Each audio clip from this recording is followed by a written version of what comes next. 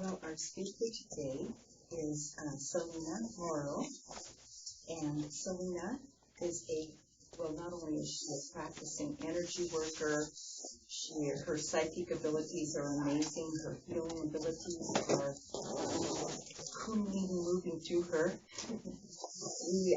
She's a graduate of the Berkeley Institute of Psychic BPI. And she has graciously offered to put her studies and her work to the test and bringing it to us in full course. So she's a vibrant woman, and her energy is amazing. So could you please give her a very warm welcome and tell us all about Kundalini. Get going. Hi, everybody. I'm Salena. Of course, you just heard me introduced. So last night, when I was looking at taking everything that I had thought to do, I had this huge headache, and I went, oh my goodness, I have a huge headache now trying to put this stuff together. I need to write everything I'm going to say down so that I don't lose track. So that's not normally how I give a lecture, and I apologize if I'm spending more time on my notes than usual.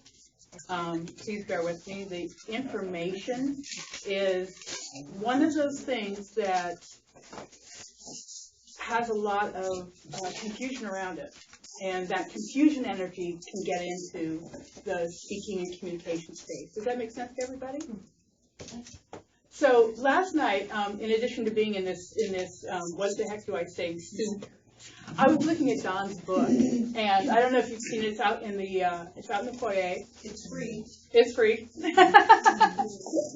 And then it was a quote. I'm going to read it to you.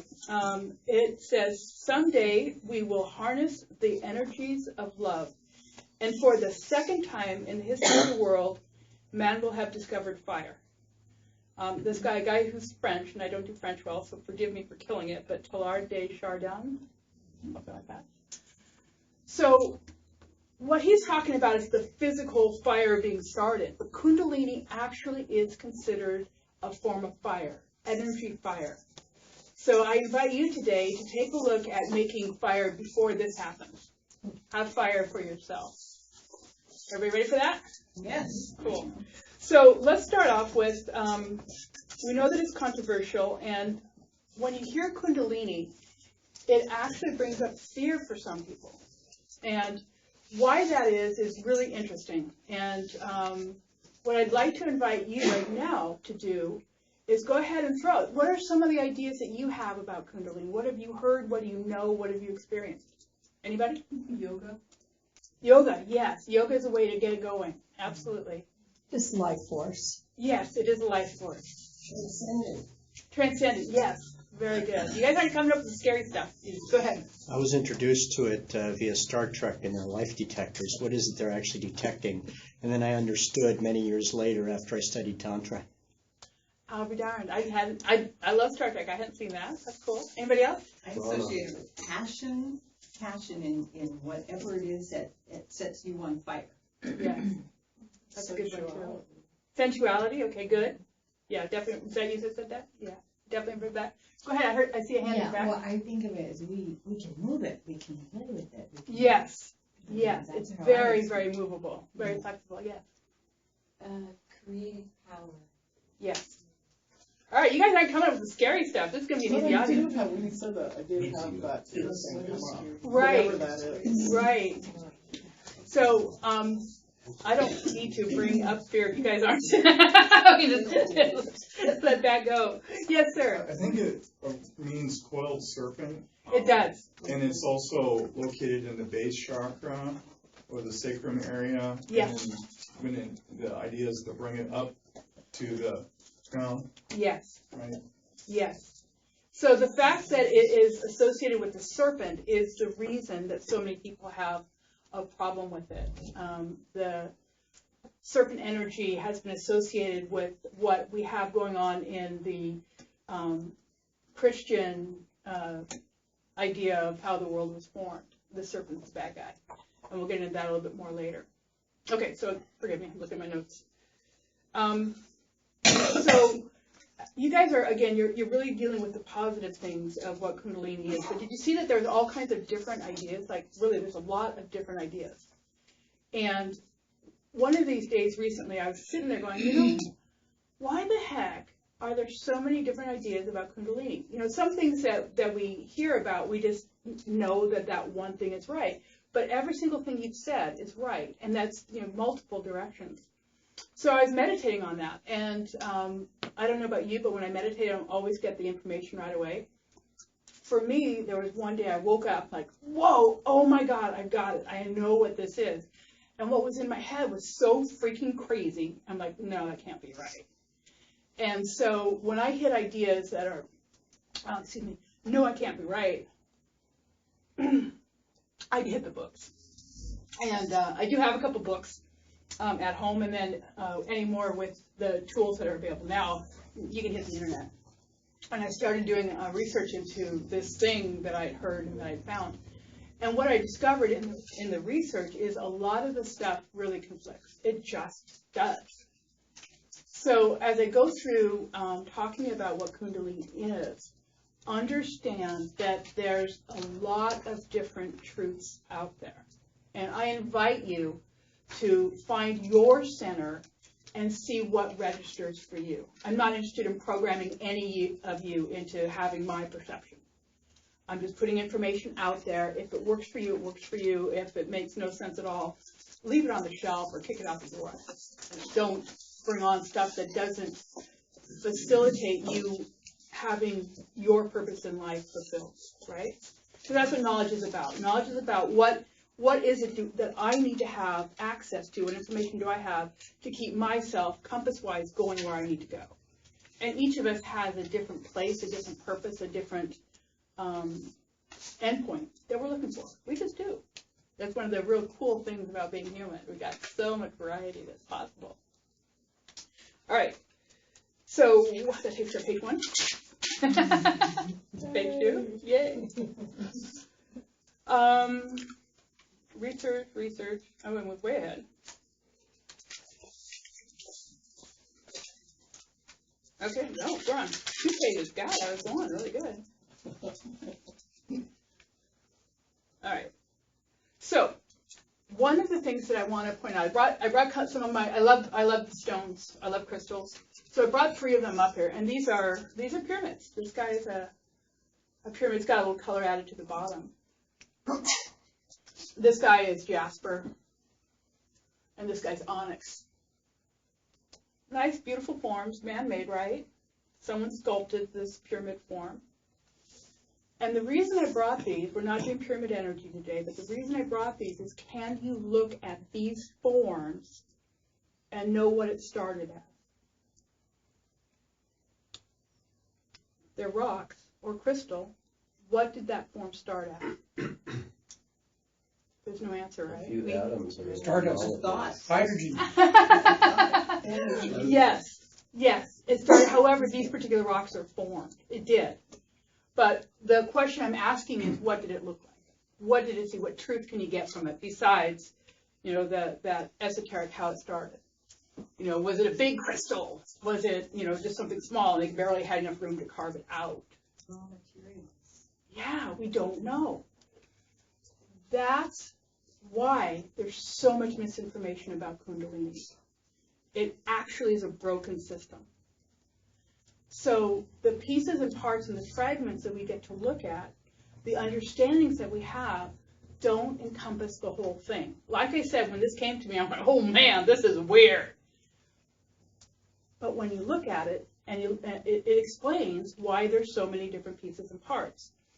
So let me get back to this. So does that mean if we look at the different sides, we'll come to the point? That's pyramid energy, a different conversation, but thank you. Yes, ma'am. By a broken system. Yeah.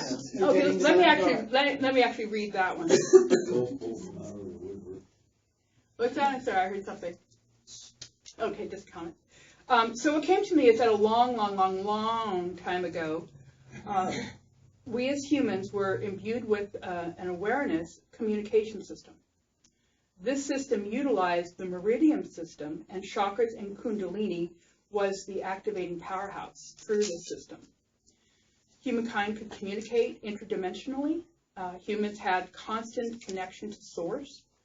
Information to source could be uploaded and downloaded with a thought.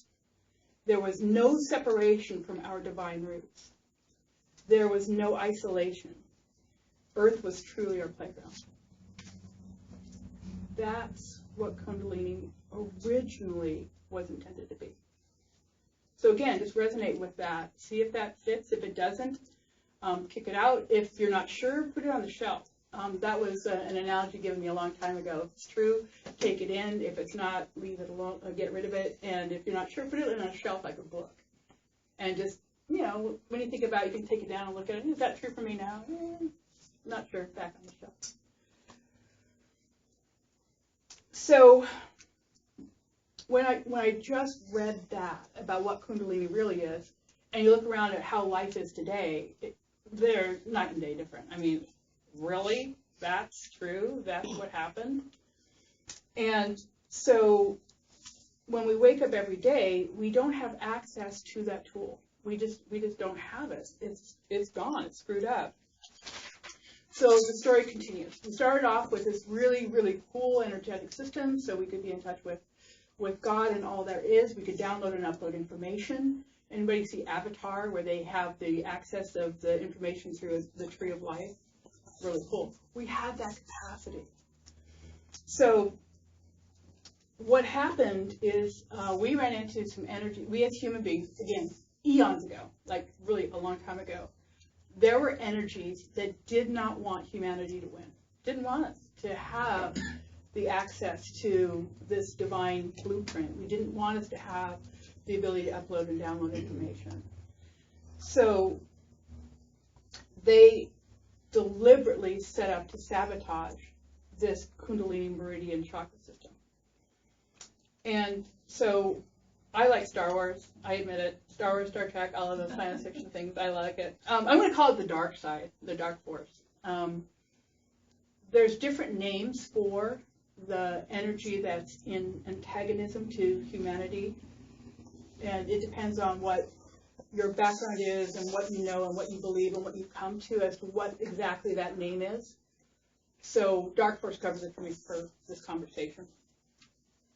And the dark, I'm going to read again. The dark side saw that if they disrupted the communication system, our ability to be at one with Source would fall away. We'd be left feeling alone, isolated, and afraid.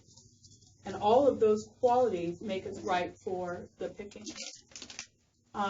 The idea of good versus evil, well, good wants us on their side, evil wants us on their side, and we as humans, sometimes we do good, sometimes we do evil, we kind of do this balancing thing. But the idea is to get us to move over to the dark side, and being out of communication would do that. Yes, sir? In the last Star Wars movie, they pointed out that the Force is neither good nor evil, it's just there. Mm-hmm. It's how you use it that makes it good or evil. Yes, and good and evil is a balance that is not quite accurate, because to have good and evil, there's a judgment involved. So understand, language is really an interesting thing, because what we say isn't always what we mean, and sometimes there's not enough words to really get us to where we want to be. So good and evil, that's not exactly right, but that's the best I can do as I'm communicating. Does that make sense? Well, that's two sides of the pyramid. You still got a couple more. So again, what I invite all of you to do is take a look at what I'm saying and see if it feeds your purpose, your truth. So if it does, great, work with it, and if it doesn't, don't. Good and evil isn't exactly right, but that's the easiest way for me to communicate what I'm looking at. Does that make sense? Separation versus unity, perhaps? That's a nice one. Yeah. It's a figure eight also. It's a figure eight. Yes. So it's connected always. I agree. So. Very cool. Yes, ma'am. What about contrast? Contracts are something we No, take. contrast. Contrast. Contrast. Like polarity, Polarity. like Polarity. polarity. Yeah. That's a word that's coming to my mind. Part of an agreement that we have in this reality to be able to process and differentiate is just we're processing it through our senses as contrast, good, evil, light, dark, all that. Well, Let me think about that and get back to you on that one. That's really an interesting point. in photography, if there isn't contrast, you can't see the picture. Right. You're absolutely right. That's the metaphor to what she was saying. Okay. Hi. I think it was Robert Monroe, he wrote this thing out, but one of the parts of it is, there is no good, there is no evil, there's only learning. I like that. And for me personally, that doesn't help, but thank you. And the reason it doesn't help is I'm like everybody. I've got things that work in my life. I got things that don't work in my life. I got places I'm freaking stuck. And we look at the parts that are stuck. I hate looping. I hate being here, doing everything you can to get better and better and better. And you're working really hard. You got all this stuff going. Shit. And then, do it again and again, and you come back and dang. So what I want to know is what's going to help me break those loops? What's going to help me move forward in my life? What's going to help me fulfill my life purpose? What is my life purpose? Those are the questions that I have. And so those are really not good evil questions, but good evil has something to do with my life purpose. I really am committed to contributing to bringing light down to this planet. So what is light? Well, that again brings up that good evil conversation, because if light's good, then something's bad. And you hear that? It's a mess. Communication is a mess on this. So luckily, all of us have a telepathic abilities. So as I'm talking to all of you, my words are saying one thing, my thoughts are saying another. If it helps you, ignore my mouth, listen to my thoughts. We're good. Okay. So you're kind of following in Edison's footsteps. Am I? I have bigger tits. Good point. Now I'm turning red. Okay, that was stupid. That was 2 points. That was good though. Oh my gosh. Where that came from. We don't know the size yet. Okay. Good. That's kind of electrifying. Oh gosh. Okay. Fire, baby, fire. Yeah. I can save you, I guess. We're on our way downhill now. What is the source of Kundalini? And I've been doing advanced study for your talk and your lessons this next week. And Bruce, if I just take a minute and I'll share this with Bruce Lipton, does everyone know Bruce Lipton? Mm-hmm. He says, as a cell biologist, I can tell you that you are, in truth, a cooperative community of 50 trillion single-cell citizens. Almost all of the cells that make up your body are amoeba-like individual organisms that have evolved a cooperative strategy for their mutual survival. Reduced to the basic terms, human beings are simply a consequence of collective amoebic consciousnesses.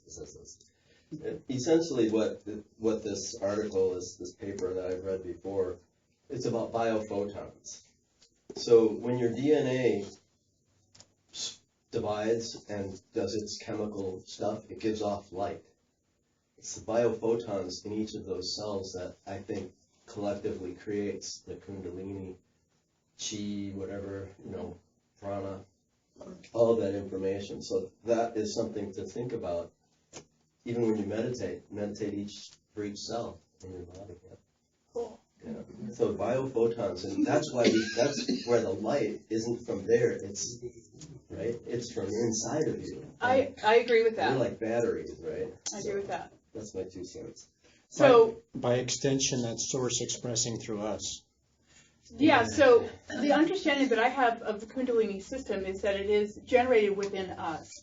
And so, like you pointed out, it resides in our first chakra, which is basically an energy center. The chakras are an energy center system. There's 7 main chakras in the body. The first one is down where you sit, and the last one is at the very top of your head. So what connects the energy system, or the energy chakras, actually was Kundalini. information to go up and to go down. And then the meridians were tied in there as well. And honestly, I didn't get a lot of information about how that communication happened. But it had something to do with your whole body being able to contribute to this information thing. So, Think moving of a on. tree and a root system. The meridians are the roots. I mean the branches that. Thank you. Brilliant. Yes. Salena, I just, what seems really important to me is not to describe it, but how does it feel? And that might be different for everyone, but I doubt it. And I went on a cruise with Pat Robles, and there was a woman there. It was Kundalini, when we went into meditation and was finished, was floating. She was floating. The body was just going very quietly back and forth. So she, and she's possibly experiencing something different a little bit because hers is more advanced. But really, what difference does it make what the definition is? Because unless you experience it, it doesn't really have any meaning. So part of what you're saying is true, because all of us have access. If all of us are source, or if all of us tap into source, and source is every single thing that exists, then we all have access to it, but we all draw on things differently. Like I pointed out, I have bigger tits than Einstein, right? We have different colored hair, we have different shaped bodies, we have different abilities. I'm very highly psychic, not everybody is. These are just attributes that we have. So yes, absolutely, what Kundalini will do in any individual body will have some differences. But there's, a main grouping that we can clump together and call this is Kundalini, this is what we know about it. And that's what I'm trying to bring us to today, is just that awareness. And then that experience of it is very important. That's really not what we're talking about today, because that's an experiential thing. This is a talking thing. So this is about information. So to read on, some sources tell of a great battle between the forces of good and evil. And when I had woken up with the information I hadn't seen the battle. I hadn't seen that, so I really can't talk about that. But what I can say is that our energy system did get destroyed. It absolutely got toasted. People today use acupuncture and acupressure to work with the meridian system to heal the body. There's a lot of people who know about chakras and use the energy centers and can work with them to bring about healing. Kundalini was once the Grand Master and is now the ugly stepchild. The one that nobody wants or knows what to do with. It's not practiced extensively anywhere, although there are enclaves in India. Mastery of Kundalini is said to bring enlightenment. Here's one I like. Atonement. If you look at how it's spelled, it's at one ment. Being at one. Kundalini can bring you to that at one ment that we really, really want to be in. Right? Oh, that's one of the goals that we have. Not everybody has that. I'm making it so hard. I'm sorry. But the path is very long and requires incredible discipline and isolation. This is if you're doing the study of Kundalini in India. And it's not a sacrifice that most of us are willing to make. So Kundalini is the ugly stepchild because in this war, in this attack, it got hit the hardest. Kundalini was the bridge between the divine and those on earth. If you've ever seen the movies, The Bridge on the River Kwai, A Walk in the Sun, or The Bridges at Tokari, you know that the strategic advantage of taking out the bridge in war is critical. It's a strategic advantage to take that bridge out. So the dark side didn't want us to have the advantages that the bridge provided, so they took it out. Hallelujah. So one of the things, again, I woke up with this information. I'm going, oh my God, what do I do with it? What is this telling me? And one of the resources that I have to draw on, I was a minister, a Christian minister for 2-3 years. And so I'm very familiar with some of the Christian doctrines. Not everything, 2 or 3 years doesn't do it. There's lots of people who spend lots more time. But let's go to the to Genesis, the first book in the Bible, and that's where they talk about their creation story. In the book, God creates man in His own image, right? So what is that saying? It's saying God created man in spirit form. We have spirit. God created Adam out of the dust of the ground, and what dust of the ground symbolizes is that we have spirit. We also have earth. And this spirit on earth was given a partner, Eve, and Eden was the heaven on earth in which they could dwell. So a serpent tempts Eve, who tempts Adam, to do what God said not to do. So God gets pissed and casts them all out of Eden, right? That's the Genesis story. Yeah, very small. Nutshell. So you guys have all probably heard the story. Here we go. Who was the serpent? Lucifer. Yeah, dark horse. So the name actually can vary. Again, this is the Christian version of how the world happened, how this war came to be, how the good-evil thing came to be. When I've looked at it, because I've studied a lot of different religions, they all have some version of good and bad. Don's book, again, had a really beautiful quote. It's a Cherokee people, and we have two wolves, a wolf that's positive, a wolf that's negative, a good and evil wolf, and which one wins is the one you feed the most. Yes? One thing that Christian theology ignores is if you move forward into Exodus, where the Israelites are coming out of Egypt and have taken all this time to go to Canaan, they end up having this disease, and the solution to it is holding up a serpent on a pole. Mm-hmm. And they're supposed to look at it. Right. Yeah, so I was looking at that too last night, and Is that where the term aspiring came from? Could be. So what's that serpent that tempted Adam and Eve? A snake. You think that you hear serpent, you go, okay, yeah, that's a snake, but watch. You'd think so, but in 3:14, I even wrote down the number. In 3:14 of the New King James Version, God said, to the serpent, because you have done this, you'll be on your belly, you shall go and eat dust all of the days of your life. So what that suggests is that the serpent didn't actually have that physical snake form at the time it did its thing. Because later, God says, I'm going to give you this form.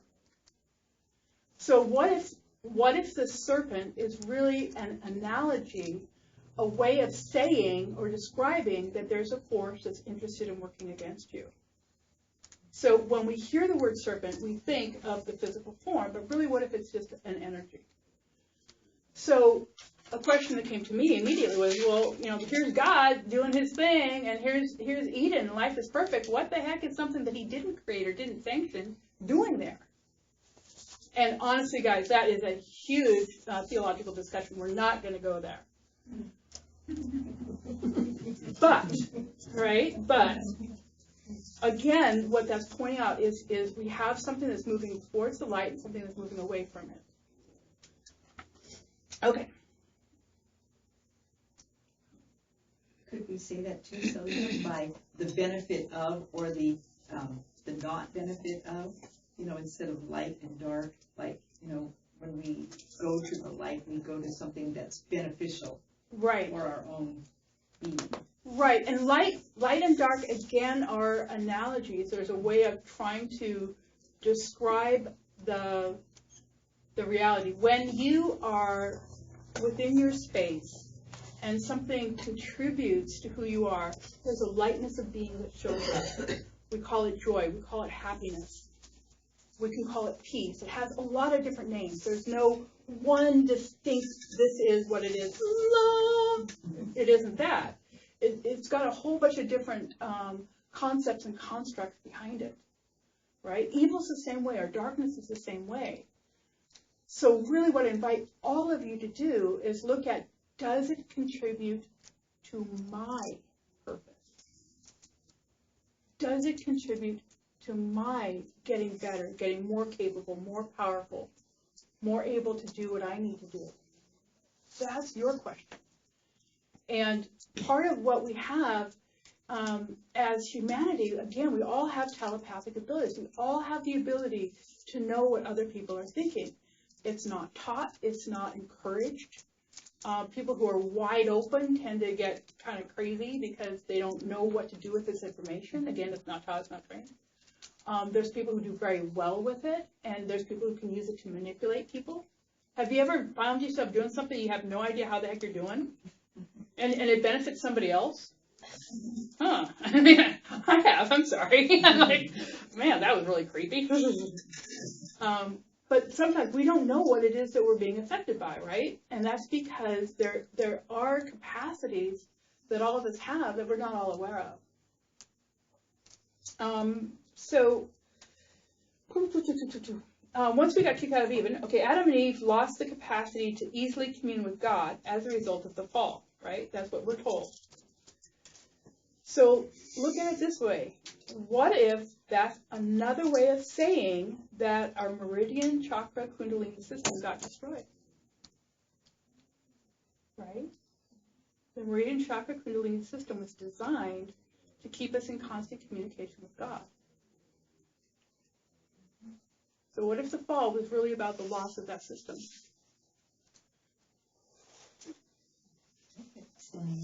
I'd like to say something. Absolutely. I think, we're talking about the light, the dark, the force pulling us this way and the force pulling this way. That was a necessary part of this Earth experience. We were the only planet in the multiverse that was allowed the inhabitants thereof to have free will. Absolutely. There's no way you could have the experience of choosing unless you were presented with two different ways you could choose. And it's a really important part of this experiment of Earth is that there had to be that separation so we could clearly see, if I do this, this is what will happen. Or if I do this, and then we choose. And that free will is the most amazing thing that we as humans can experience because we are the only planet that has ever had this experience.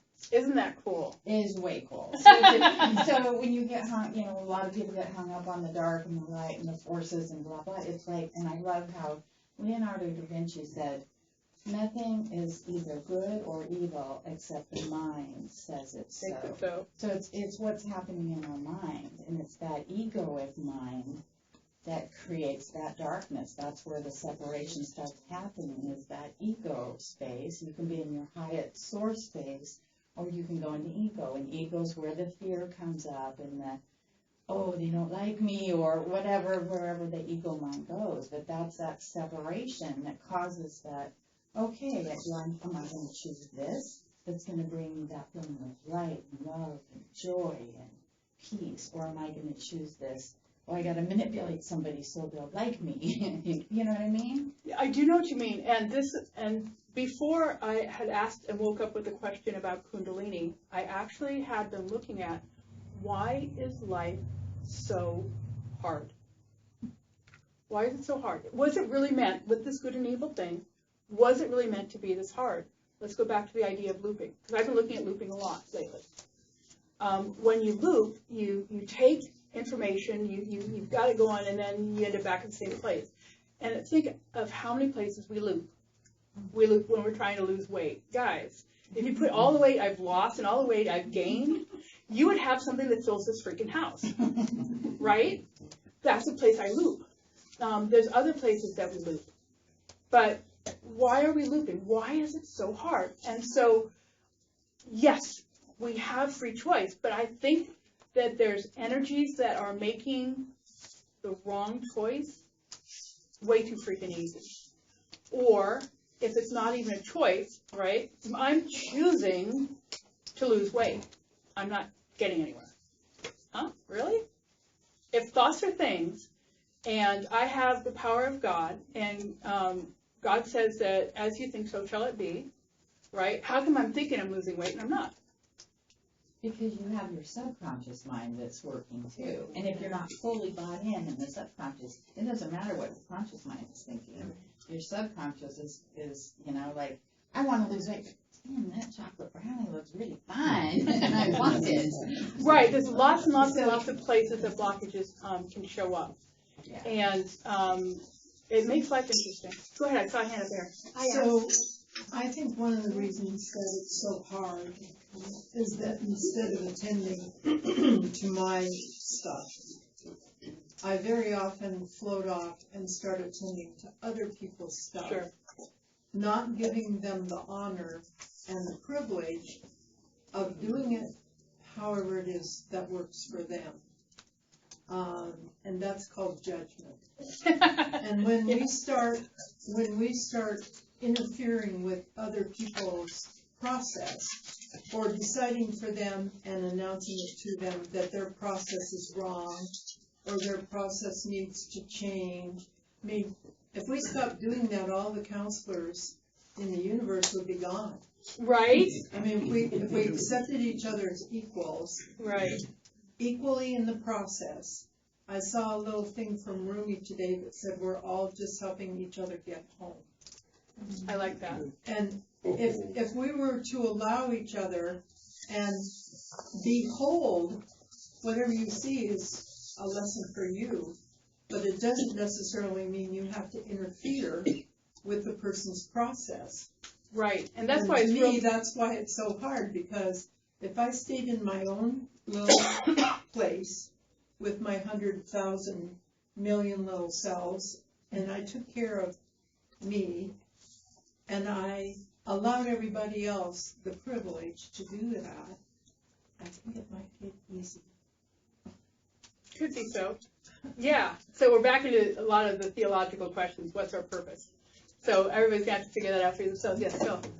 What makes you see life is so hard? I'm going to run out of time. So let's go ahead and skip that.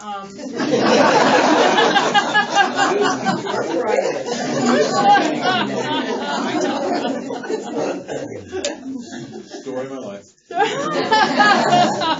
You're at home, Phil. Okay, so here we go. Kundalini, this tool that I'm going to work with on Monday, tomorrow, is a tool I actually had learned 30 years ago. And I said, oh man, this is a great tool, and I put it in my toolbox and forgot about it. And so here it is showing up now. And I ask questions. And so a question is, what's going on? Why is it showing up now? And a couple of reasons. One of them is that we are, I think most of us know or can sense that there's a lot of energy shifting right now. And more people are getting polarized. There's a lot of despair, suicides at an all-time high. There's a lot of pain and suffering, and then there's people that are the light workers that are trying to bring increased consciousness and awareness and opportunities and possibilities. So as this polarization is happening, Kundalini is showing up as a way to help bring that knowledge together, bring that power together, give people a way to not fall into the despair, not fall into the stuff that shows up when we're isolated, right? Who doesn't want unconditional love? Who doesn't want that? God can give us unconditional love. As humans, we kind of fall short. I love you, but damn, put your goddamn socks away, right?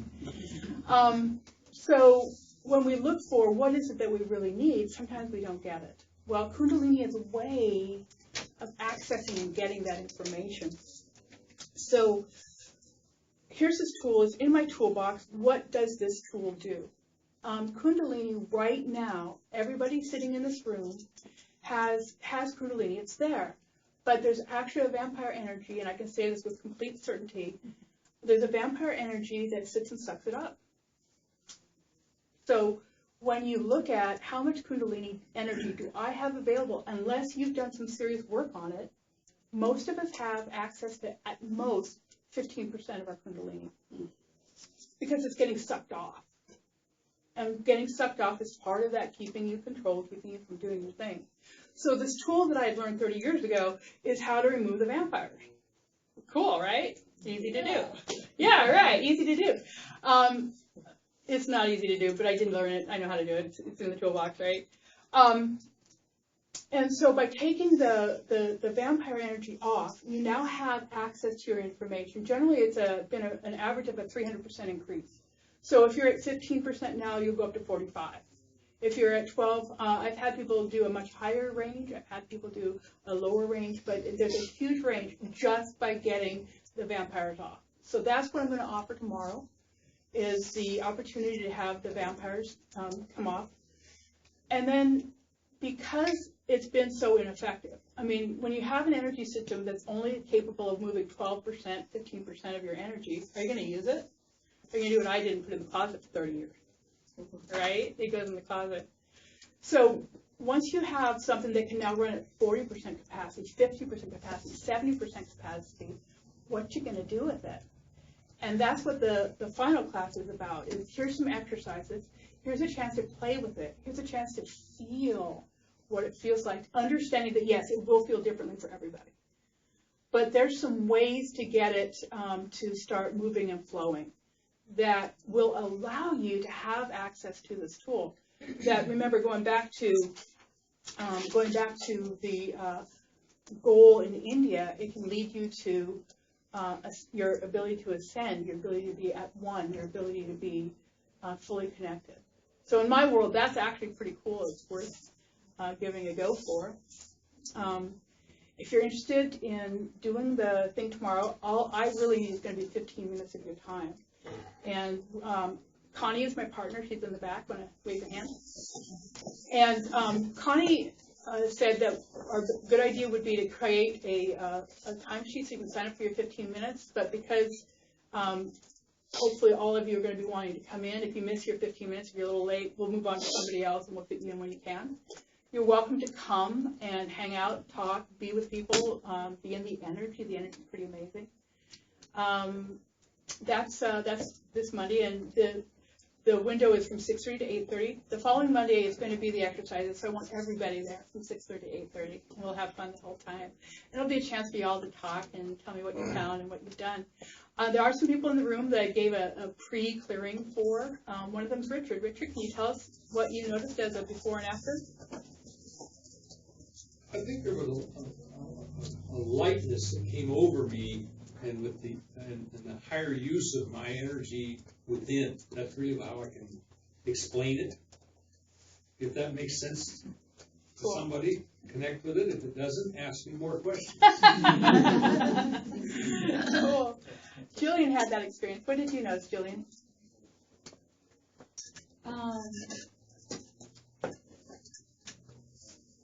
What I noticed, because there were 3 of us kind of gathered together, I noticed more consciousness of my own energy systems, more flow, and also a greater connection between the 3 of us who were present. Yeah, it increases communication. Yeah. It really does. So that kind of made it a second occasion for me.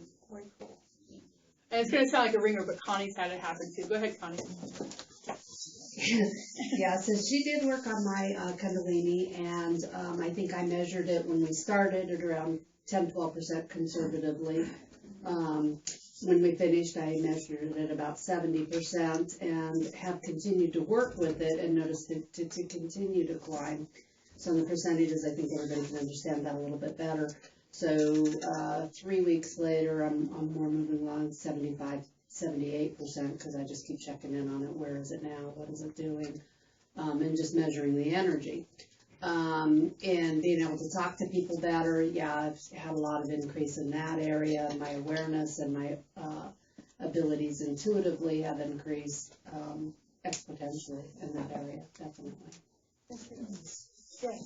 I submit our Kundalini system is not broken, it is only unplugged. Okay.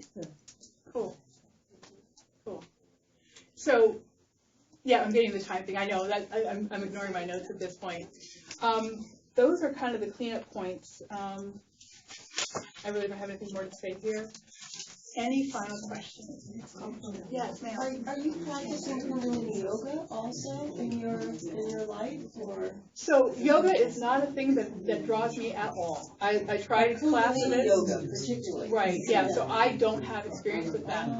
But here's the thing, once you get your Kundalini running better, have fun with it. Well, I love Kundalini yoga, and There I you have go. found it very Very powerful. powerful, right. So, The Kundalini system is amazingly powerful. So there's ways to tap it. There's ways to use it. Basically, let's get the vampires out and let you have fun with it.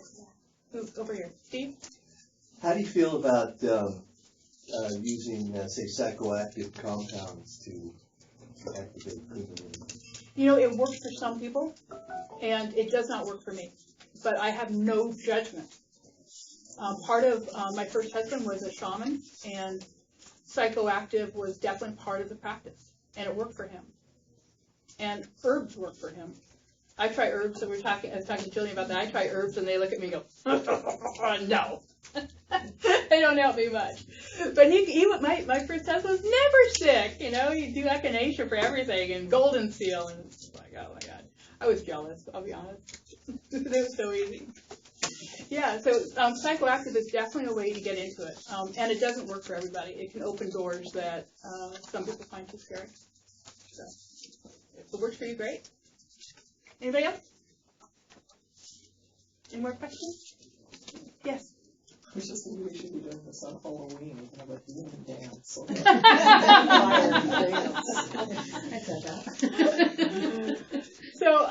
ahead. Well, I just had a comment. I was thinking about Carl Jung, who, in his own Kundalini experiences, was able to envision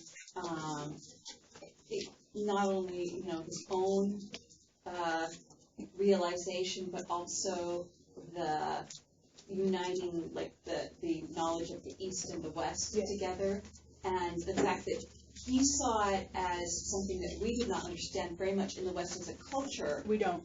And that it naturally arises in us through our personal development, as well as, yogic practices, but even just something simply as growing up and having relationships, and it's all contributing towards the building. You're absolutely right. Of our... Yeah, you're absolutely right. Thank you. Okay, guys, I think we're done. We have some flyers that have a coupon if you ever want to see us outside of this kind of thing. We're done. Thank you so much for coming. I'll give it back to Donna.